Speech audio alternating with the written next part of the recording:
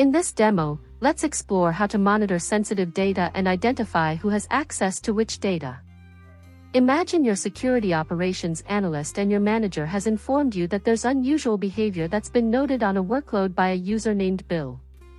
Let's use Rubrik's sensitive data monitoring tool to identify the highly sensitive datasets and the users who have access to them.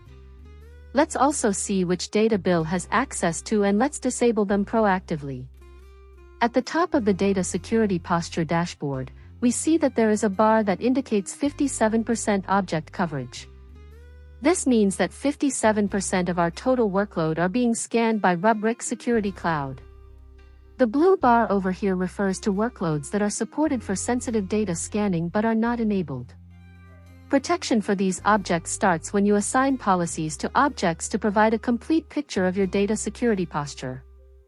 And then we have the gray bar. This gray bar indicates data security postures which are unavailable. The Security Objects widget provides us the total number of objects that are being monitored and the risk rating of those objects.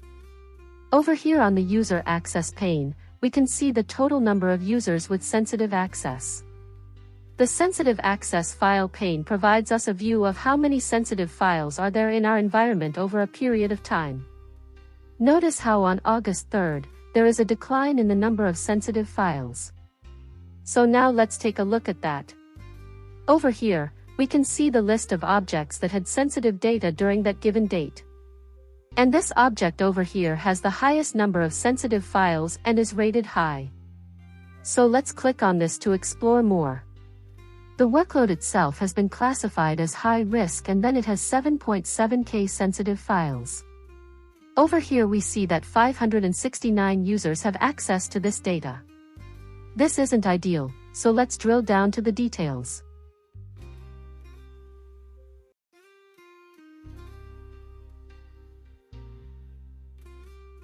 Let's click on this object.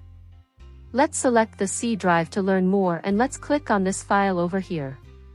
We see that the file over here called remote has 3.7 million files and we see that it was last accessed on July 6th. Over here we see data classified based on various security standards. This classification helps organizations to implement specific security controls and practices to protect sensitive data, including encryption, access control, regulatory security testing, and maintaining a secure network.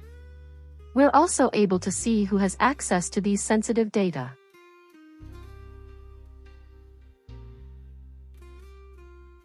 Let's click on the Permissions tab.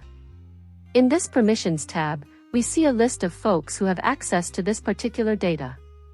In this particular list, we're looking for a user named Bill. Let's find Bill.